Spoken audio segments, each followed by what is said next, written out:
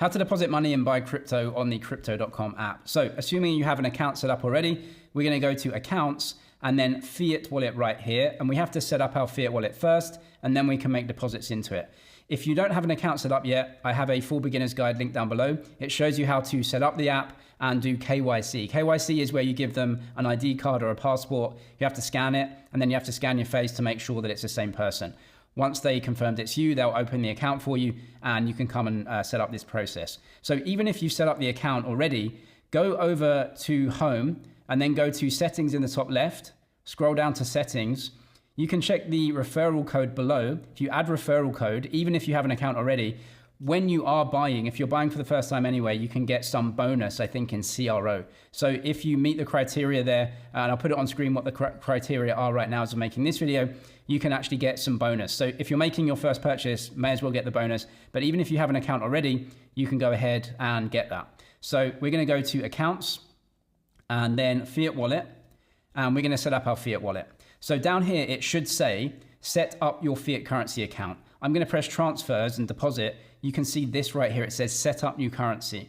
So you're going to press that, and then it's going to ask you to set up the currencies that are available. You may have multiple in your region. So you can see I've only got USD and I've set it up already. So it won't let me set up a new currency account, but here's the process I went through. So firstly, open a USD wallet, accept the terms and press continue. If that's euro or pounds or Aussie dollar or wherever you are in the world, it's going to say the same thing and give you the currency options. So after that, you can see right here it says upload a document to verify your address. So in order for me to create my USD account, what I had to do is upload a address document, basically a water bill or a utility bill or a bank statement. The next page says let's verify your address. It needs to show these details. Then go through and submit the document. So you can see here I submitted it, it was uploaded, press submit document, and it has to be the same details of what you set up with Crypto.com. So your name, and your KYC details on your Crypto.com account has to be the same as the address proof, and it's going to have to be the same where the money is coming from as well. So wherever you're sending it from, probably your bank, that has to be the same name as well that you set up with your Crypto.com account. After I submitted that, it says verification pending. It took a little while, but as you can see, it did approve the USD account for me. Right here it says make your first deposit. So I've got my USD account and I want to make my first deposit right here. So we go back to the app. And how do you do that? Click make deposit, and then it's going to give you the details. I can do this myself as well after the fact. So I can go to transfer here.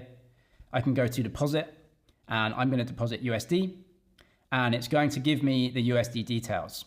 So what I've essentially got here is a USD account at Crypto.com, and I can just send USD from my bank account into my Crypto.com account. This is the deposit information, as you can see. And you have to obviously use this to make the deposit from your bank. Crypto.com operates in many different countries, so there may be slightly different rules. The rules that will be the same everywhere, though, is that where you're sending the money from has to be your account. You can't send it from a business account or from someone else's account.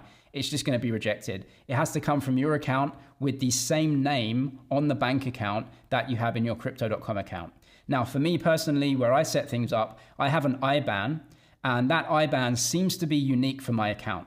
I asked Crypto.com on the help desk, do I need to put a payment reference in when I send the bank transfer? And they said no. So I just put my name as the reference. But usually on some exchanges, they sometimes have omnibus accounts where you just send money to that account and you are required to put your account number in as a payment reference.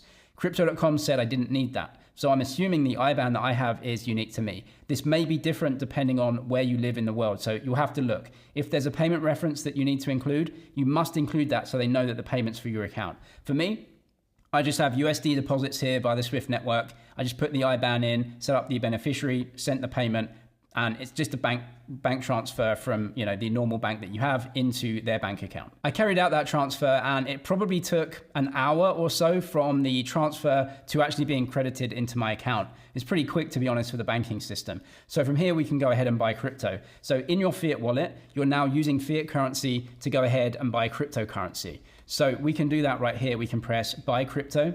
And what we want to do is go ahead and search for the crypto that we want to buy.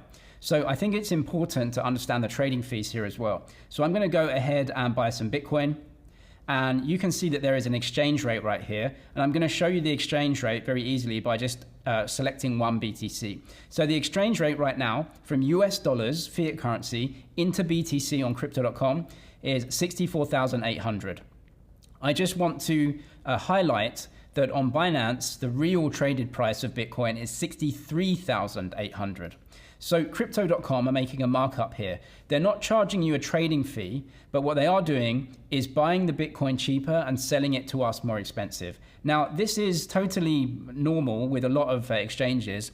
They will make their trading fees in the spread that they give you between what they buy at and what they sell at to us. So I worked out the spread to be around 1.5%, something like that. So they're making 1.5% trading fees from fiat currency USD into Bitcoin. So if you want to pay that, that's absolutely fine. And you can do that. You can go ahead, choose an amount that you want to buy with and press buy BTC. It's going to debit your USD account. It's going to give you the BTC in your account. There's a couple of ways to actually reduce your trading fees. The first one is to use crypto.com exchange. That's a different app. It's a little bit more professional. So go to crypto.com exchange. You can use your login details from the crypto.com app. You can log into the exchange. You can get some cryptocurrencies. You can send them over to the crypto.com exchange and trade them there with slightly lower fees. So that's one way. The other way is to go ahead and actually use crypto.com as a fiat currency on-ramp. So we're going to go ahead and we're going to search for USD. And as you can see here, there are 3 stable coins that we can buy. These are US dollar stable coins. And it's Tether, USD coin, and PayPal USD. Now we can see that the rate that they're giving us is actually somewhat lower than the rate that they're charging for Bitcoin. Remember, Bitcoin, they're charging around 1.5% between the real price and the price they're giving us, 1.5%. Not the end of the world.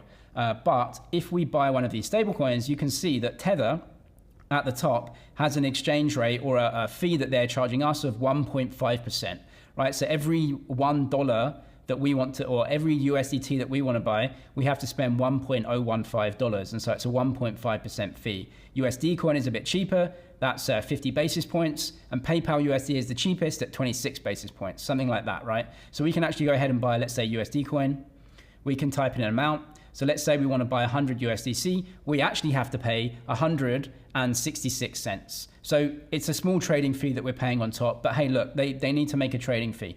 But that trading fee is cheaper than buying Bitcoin directly. So if you want to use crypto.com as a fiat currency on-ramp, buy USDC for slightly cheaper fees, you can then withdraw it from the platform to another platform like Bybit or Binance or OKX. Those trading fees are 10 basis points or less. And so you may, if you're trading a lot, you may save some fees there. If you're just trading irregularly, maybe it doesn't matter that much, but they're the options that you have in crypto.com. If you want to know exactly how to do that, I have a full tutorial guide for crypto.com down in the description below. And if you are new, you can get the referral bonus as well. Just check the details down below. I'm James, it's MoneyZG. Cheers for watching, and I'll see you in the next one.